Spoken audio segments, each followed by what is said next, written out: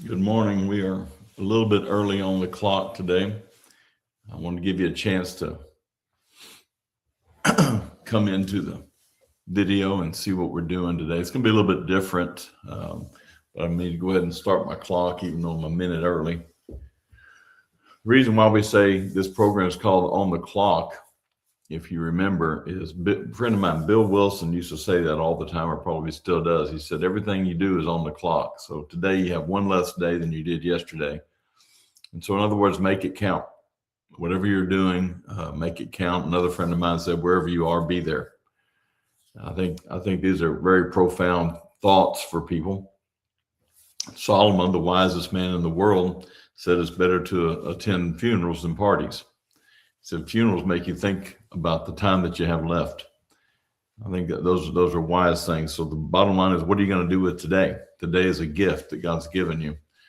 It's one thing to talk about it. It's another thing to do something about it. So as we go live now at 9 o'clock, this is going to be a little bit different program today. I want you to comment if you're, number one, on the program. Number two, let your people know about what we're doing. This thing will last for 30 days. And number three, ask some questions. Tell me if you ever watched a Robert Duvall movie. And if so, what was your favorite one? And I'll do my best to get to the comments and mention you. And maybe we'll even talk about that just a little bit. I'll have a little let me see if I can get to some of the things that we need to talk about today before we get going too deep into this. Let's see. So the Intense Men this year is coming up March 12th through the 14th. This is something that fathers and sons come to. They camp out on our grounds. Yes, we have around 2,000 men that come. This will be our 17th or 18th year. I keep getting them mixed up because one year we took off for an anniversary that we had at the church. But 2,000 men is nothing to snub your nose at. It's a big event. It takes about half a year to plan. And we would love to have you and your son come, or just you. If a bunch of men should come. There are spiritual sons. You can bring your father. My father's 89. I don't think he's missed one of them. So if you want to camp, you can do that. If you want to stay in the Legacy Lodge, you can do that. There's a lot of different ways you can skin that cat. So we'd love to have you come and partake in some eating and competing and a lot of neat speakers that talk about real manhood, biblical manhood. We do that at night under the stars. It's really a neat stage. And you'll find that if you go on intensemen.com, you can look up the videos and see the past 17 years worth of videos. See what we do. Bring your, what is that? Your paintball gun and your fishing rod. And you can get some of that in as well. This year, we're going to be celebrating several things, but one of them is the Hall of Honor, and we always have an inductee into that. You can see that in this picture in the Hall of Honor is Ed Cole, Jack King, and Tommy Sorotnik. And that's back in the first 3 years. This year, we're going to be celebrating Coach Bill McCartney, the founder of Promise Keepers. Coach McCartney won the national championship with Colorado as a football coach. And then he turned around and was saved and began to go after men. So you can see behind him the football stadiums.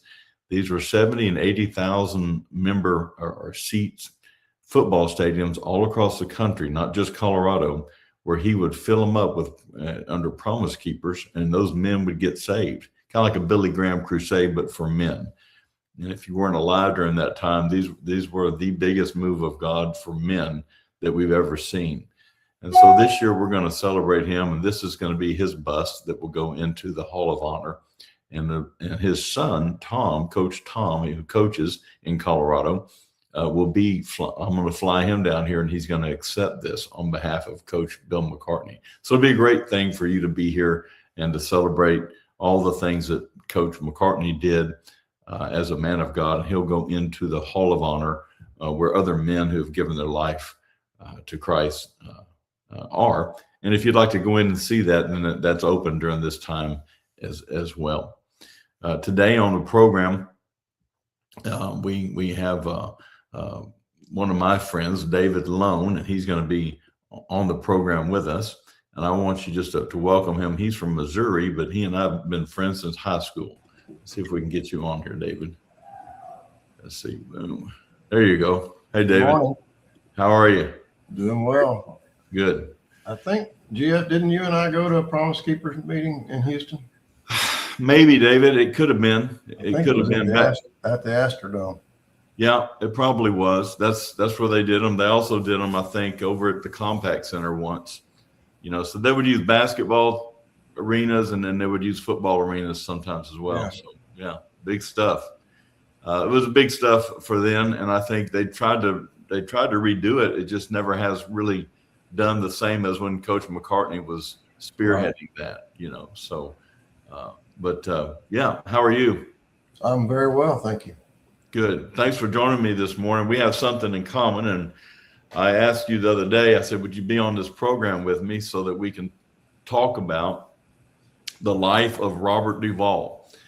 He just passed away just this week, and there's a lot of people that are saying things that are mostly good about Robert Duvall.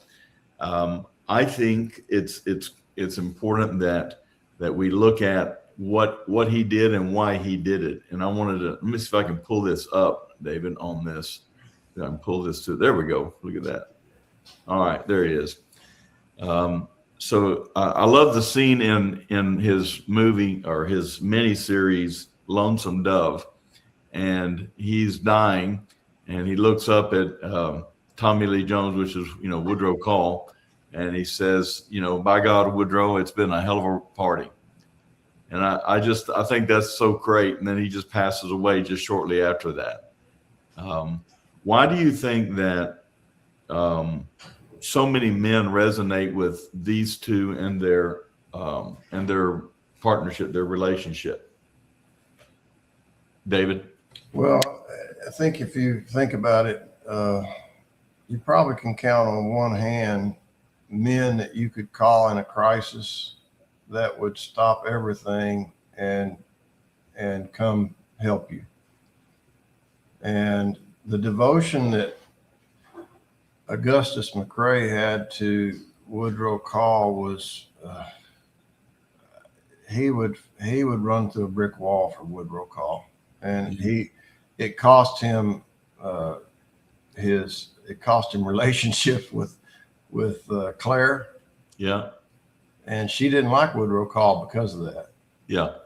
And he just it kind of reminds me of Jonathan and David in the Old Testament.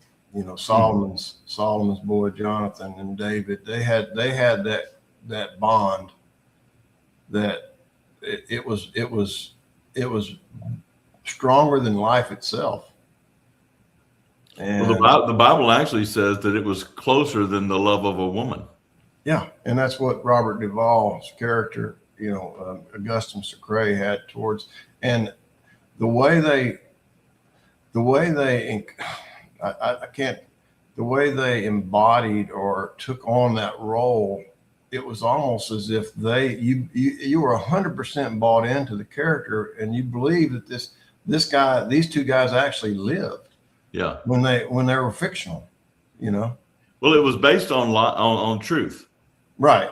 Yeah. So there is a little bit of truth in that. There were two guys that were like this. They had different names, but it's roundabout based on their lives. But you're right. It's not 100% accurate. What is it that you think? Let me see. I've got Walter on and Mike and who else? We have Ray Carr, Adam Maldonado. Cirillo Rivera, Kevin Sperlin. Good to see you guys this morning. I'm running out of room here. Interesting what topics draw men. And so if you guys have any favorite movies on there, let me see it and tell me why that's your favorite movie. But David, why do you think it's so attractive when that men watch two men like this have a wholesome relationship? What is the number one thing that causes these two guys to be loyal to one another, and that also causes men to have an attraction to have a best friend or a hunting buddy or a fishing buddy? I just think it's rare in life to do a business deal or come into a contract with somebody and just have complete trust that they're going to fulfill their end of the deal. Mm-hmm. And I think these two guys had fought side by side during the Indian uprisings in Texas, and had formed a bond that was so strong. And I think men want that. Men want to have a bond with other men that they know when they're up against the wall, they can make a phone call. Yeah. Amen. Yeah, I think respect is huge with men, as we've learned. I think that both of these men knew the heart of the other one because they'd spent so much time with each other. They chose that relationship. They didn't have to be working together. It's a choice. And when they made that choice, I think character and integrity then follows through, where because you could see in Lonesome Dove, you could see where they chastise each other a little bit here and there, but they also, I think, because they weren't offended at each other, they just knew each other's heart, and they knew their purpose, and they knew deep down they were for each other. What do you think about that? I think if you'll think about that movie, nobody got Woodrow Call. Nobody understood Woodrow Call except for Gus. Mm-hmm. And his own son came to Gus to try to understand Woodrow Call. Everybody that wanted to know about Woodrow Call would come to Gus because Gus got him. He knew it. Mm-hmm. And you remember in that scene that the quote's from here, Woodrow was trying to tell Gus what he was going to do and what he wasn't going to do. And Gus said, "Listen, Woodrow, you can tell everybody else what to do, but you can't tell me what to do." So they were on equal footing. Yeah. And, they went into a partnership with those cattle, and Gus would tell Woodrow, you don't know anything about cattle. What are you thinking? But Yeah. there again, he rounded up a bunch of cattle and said, "Okay, let's go. Yeah. If we're going to go, let's go." Yeah. I think that's what I think makes a true friendship, is that you could say anything you want to say, but you don't always, because you hold high respect for that person. And then when you do say it, how far you can go. Wouldn't you agree? Yeah. Because you know each other. Yep. Yeah. And your words carry weight. They do. They do. And I think that's one of the things, David, that we try to establish at Intense Men, which you've done for 17 years, is to allow men who are separated for the most part, during the year. They go to work, they come home, they mow the yard. They kind of don't really bond very much anymore. Many different reasons, doesn't matter. But the thing is that Intense Men, they meet people from all over the world. They have their sons many times. And like my father's 89 and he'll be there, so I'm his son. My sons will be there. They're in their 30s or 20s. And I think there's a tremendous rebonding at that time. And then with other men that I call spiritual sons. Right. And so there's all different levels of men getting to know what manhood really is again. And when they come and they just fish together, and they're Christian for the most part. Mm-hmm. So there should be some kind of underlying foundational trust there in Christ that you can expedite that process of relationship, right. And maybe meet somebody out there that you could bond with in a way that you won't be able to necessarily quickly on the job. Yeah. Hey, Jeff, I've got a quote here from Duvall that'll fit right in here. Go ahead. If you lose me, I'll be right back. But he says, "Not every successful man is a good father, but every good father is a successful man." And Robert Duvall said that? Yep. Isn't it interesting that I think he chose parts that helped him in his quest for manhood. I really do. I feel like he was on a quest, and after his early years, and we were talking earlier that he started off with To Kill a Mockingbird back in '62.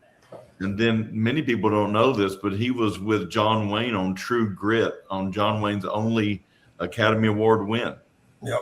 And those two were together. Obviously, he was a lot younger. The Godfather, Apocalypse Now. Some people never saw The Great Santini. That's a great fathering movie right there, with a guy coming out of the military and then trying to father his family. Tender Mercies, he won an Academy Award. I watched that the other day. That was unique. And then Lonesome Dove in '89, and then The Apostle, which is one that he actually co-wrote, I believe, and he was a Pentecostal preacher, and so he get to choose after that point. After the '80s, he could choose whatever role he wanted, right? And he chose the ones that challenged him. And I think it's a lot like preachers. Now I'm going to say this, and I may make some people mad, but that's not my intention. There's a lot of times a preacher will get a word that he believes is from God, and he'll work it out, and then he'll go to church and he'll get on the stage and he'll find out, he'll try to test the audience to see if they believe it's from God, to make sure, to affirm him. I think that's backwards, to be honest with you, but I think men are men, and I think what Duvall would do is he would get into a character and try to find out if he got it right or not, if he got manhood right or not. He had an idea, and that's what I loved about probably one of my favorites besides Lonesome Dove is Secondhand Lions. Oh my gosh, yes. That was it. Both of those were in Texas. And he had an affinity for Texas, even though he lived in Virginia, I believe, but he had a real affinity for that. The guy that trained him in Lonesome Dove, I was watching it last night, trained him how to ride horses. He trained the whole cast. He said, if you had a cattle drive to go or a bunch of cowboys, he said, Robert Duvall would be your best cowboy. He said, there's no doubt. He said, he could ride a horse like nobody else. He said, I didn't give him like Trigger. He said, I found him a cowboy horse because he knew how to ride. And I just thought, the peculiarities of Duvall in his later years, especially, when he did the program 7 Days in Utopia. Do you remember that? Yep. Well, you know this because you've been to Utopia, because I grew up there and I used to take you guys out there and would float that river. And that little Methodist church is where my grandfather was the pastor at one time. And that little cafe, you and I have eaten there many times. Yep. So the things that we had in common with this guy, I think were limitless. But I appreciated his roles, and especially as a mentor later in his life, the roles he picked, were a father, a mentor. And I think there was a reason behind that, because I think that's the greatest fulfillment, like the quote you read, in our life, is to be considered a good father, husband, man versus any of the other titles we might have given up. What do you think about it? Yeah, I think he got it. I think he understood the importance of his platform, and he was trying to use that platform, especially in the latter part of his life, to make a difference. And that's what got him up in the morning. I think it jazzed him to read how this movie had affected people and how it had positively, had improved somebody's relationship. And, my brother-in-law built that little boat that he fished in the Sabinal River there in Utopia. That's right.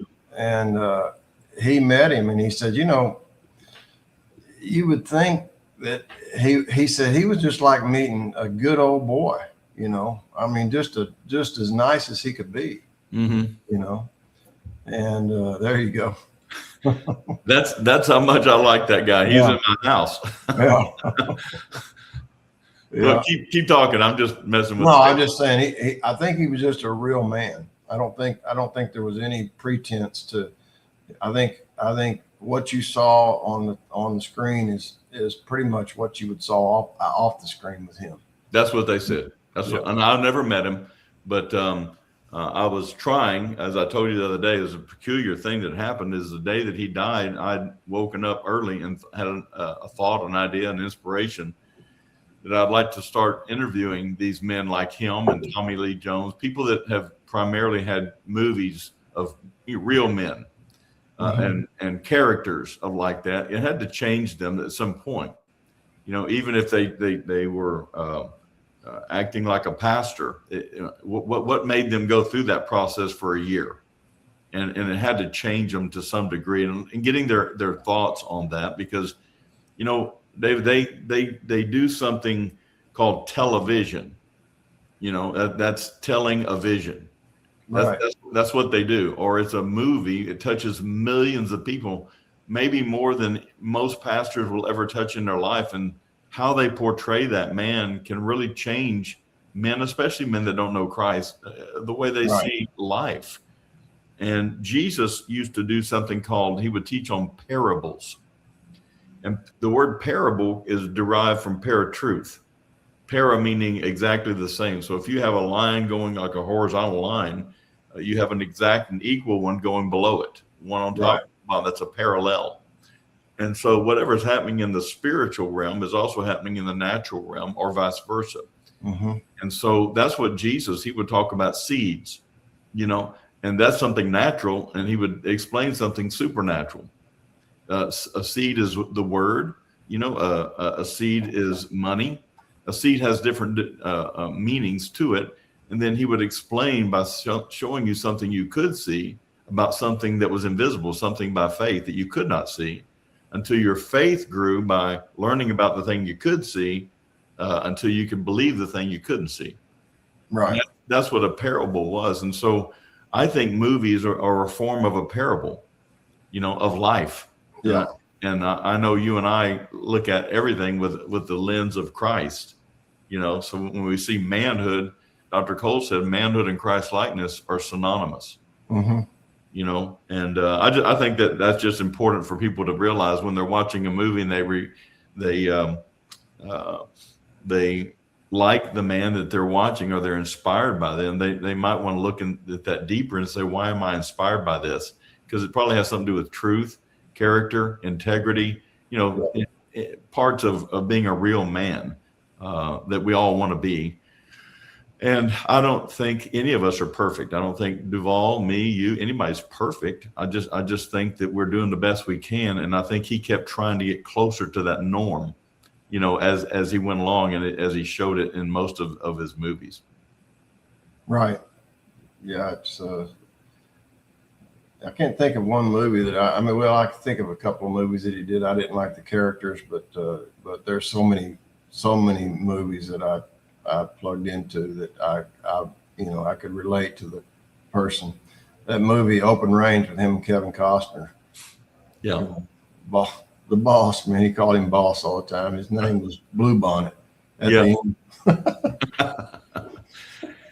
Yeah, and then they end up telling the girl what his name was. So yeah, I watched that again. I thought Costner's line was funny, man. He said, he told that woman, "Listen, if you're not going to do what I tell you to do, how's this going to work?" Yeah. That's a classic right there. And Costner's another guy that I think is being changed. If you watch his life and you watch his interviews in his latter years now, you'll see an affinity towards Christ and things that matter. And maybe that's the way we all get the older we get. I'm not sure. Here's the movie that is called Secondhand Lions that I have. Ray Carr is on here from Alabama. He said Secondhand Lions is one of my favorite. He said his character was one of character and integrity. He's dealing with the four young men after the brawl in the store was outstanding.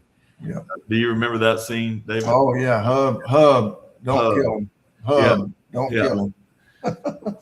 And I could really relate to that scene. He was eating barbecue, if you remember. Mm-hmm. And how many of us have been in something like that in Texas? We've all been in that place somewhere in Texas. Yep. And you're just trying to eat. That's all you're trying to do. And some loudmouth kid comes in and starts yelling and screaming or cussing or whatever. And you could just read his mind. That's how good an actor he was. You could just read his mind. Something was about to break. And he just got out of the hospital. I mean, they just picked him up from the hospital. Yeah. Well, he walked himself out. Remember, he ripped all the IVs out of his own arm. I thought, oh my God, I'm not a needle guy. So I thought, wow. And then what did he do? He just got out of the hospital. Yeah. And he went over and was eating barbecue, and those guys came. He grabbed that guy. Can you read the screen there? Yeah. He said, I fought in 2 world wars and countless smaller ones on 3 continents. So he in just a short little piece here, he's explaining to the guy who I am. Yeah. And he starts off talking about the things he's done. And how many older guys do that? Right. You know, I mean, how about you and me with our kids? Oh yeah.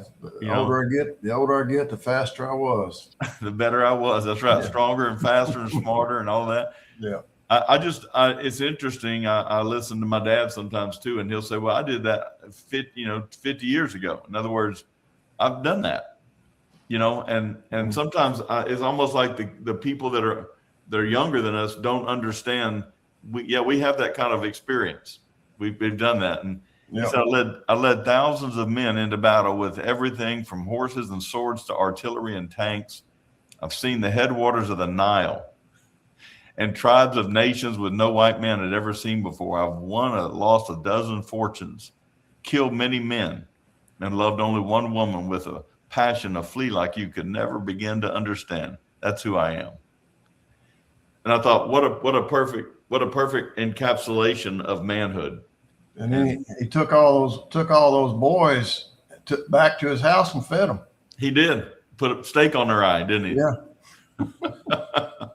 And that's what Ray was saying, the way he handled those 4 boys. And of course, they were all, bigger, faster, stronger than he was, because he's probably in his 70s when he did that. But he just had experience, and he knew what they were going to do before they did it. And I think that's one of the beauties of getting older. And as a man, if you keep your wits about you, you pretty much know what they're going to do before they do it. Yeah. Can I tell a story on you, Jeff? I don't know about that. There's a lot of people on here that may not know that about me. You're one of my friends that's known me from before all these other people knew me. You didn't realize it when we first met, but your dad and my dad were from the same cloth, Yeah. And I didn't know you. You just started football practice, and the word got out that there was an upperclassman who was going to fight you after football practice for some reason. I didn't know the reason. I think I know where you're going with this. And I wish I'd have known the word was out, because I didn't know it. I was the only one that didn't know it, I guess. I was the new guy in town. We're in there getting dressed, and you're as calm as a cucumber. And I said, hey, Jeff, you know what's waiting outside? You go, what? And I told you. He goes, well, and you told me this. Well, I guess we better get this over with. How do you remember that? So that was 40-something years ago. Oh my God, I remember it like it was yesterday. And I didn't know you very well, but after that, it was like, okay, we have a lot in common, Yeah. And, I think now that you say it, I kind of remember that. But David Cook sent me something the other day, too, about that guy, that you got that, right? Yeah. The guy that picked the fight, he was, playing football. He just didn't like the way I hit him in football. That's all it was to it. And the fight wasn't really a fight. It was over in about 5 minutes. So. Yeah. It was pretty much you dominated him. And then, but you know what? After that, they didn't do that anymore. Nope. No, we had a pretty good, and we had a great season. We had a great junior varsity, because a lot of us, like me and you, had moved in. Right. And so we had a good JV. But I think your dad on you and my dad on me absolutely taught us who we were, and that we didn't have to back off anybody. And I'll never forget. And this goes back to Hub here and this kind of mindset that a lot of people don't know, David. And I think maybe that's why we're hard to take sometimes. Because we see it as black and white, and they're just looking at us like, what are y'all doing? You're like an alien. Right. But I was probably I don't know. I don't know how old I was. I probably 5 or 6 years old, and I was running down the neighborhood playing, with some kids or something, and about 4 or 5 of them approached it, and it was on. They were going to take. It was 4 against 1, and I said, "Oh no, I'm gonna win this with my feet." And so I ran back home, and I got to my yard. My dad had been there watching the whole time, and he took his belt off, and he said, "You got 2 choices." Oh my gosh. He said, You're either going to go back and face those bullies or you're going to face me. And he said, I'm tougher than they are. I said, okay. And so I turned around and I went back. And that was my first lesson at 5 or 6, whatever I was. Yeah. I'll never forget him standing there with that belt. And I thought, because at that time he was he still is my hero. But, he was probably 30, or whatever. But in the time of his life, and I thought, wow, that was a lesson that edged in my little brain. From that moment on is that you don't ever start a fight, but you also, if someone else does, you finish it. Yeah.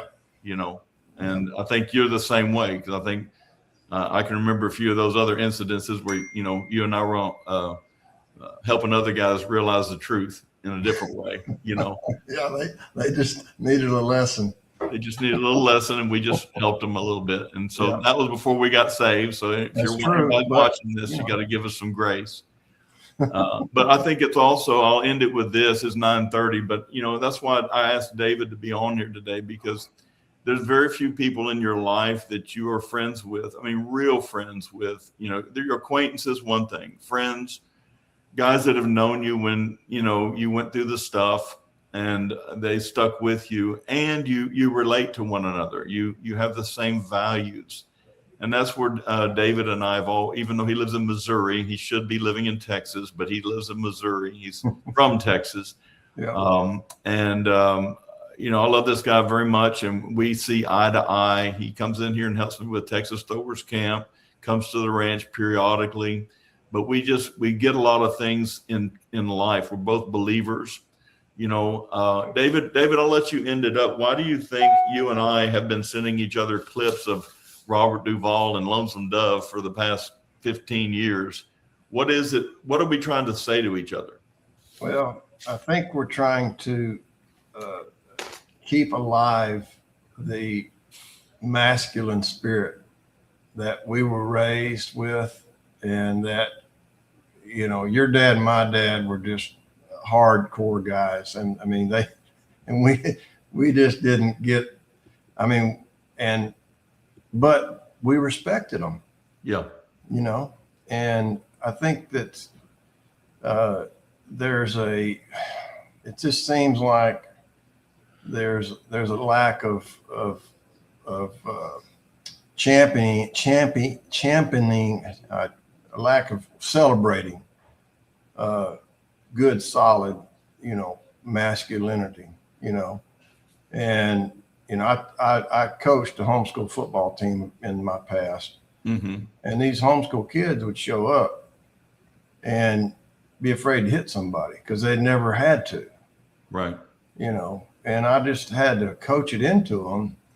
But man, once they got started doing it, it was like, this is awesome. And you can be a Christian and be intense. You can be a Christian and fight to win. Yeah. And you better be pretty gritty as a Christian. Yeah. In today's world. As a man, period. Right. Yeah. Right. And a Christian is a guy who's chosen eternity. And so that's a smart guy. But sometimes we leave our masculinity at the door. And I don't think we have to. I don't think that we should be led by any other philosophy.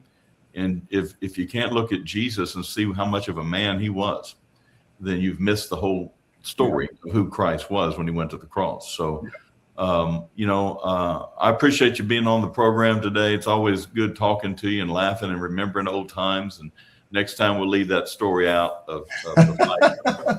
But that's a good story. Yeah. So everybody else now, they know something different about me. So, but you have a great day when you're hunting this week. You want hog hunting this week? Yep. Yeah.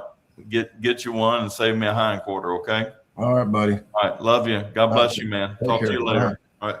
Folks, thanks for being on the program today. If we can get in touch with you at genesisteam.org, let us know. Get registered for Intense Men. We want to see you there. We're believing for 2,000. Can't do it without you. We need you and all of your contacts to be registered at intensemen.com. Come and see what it's all about this year. It's going to be great. Thanks for being on the program. I hope you liked it.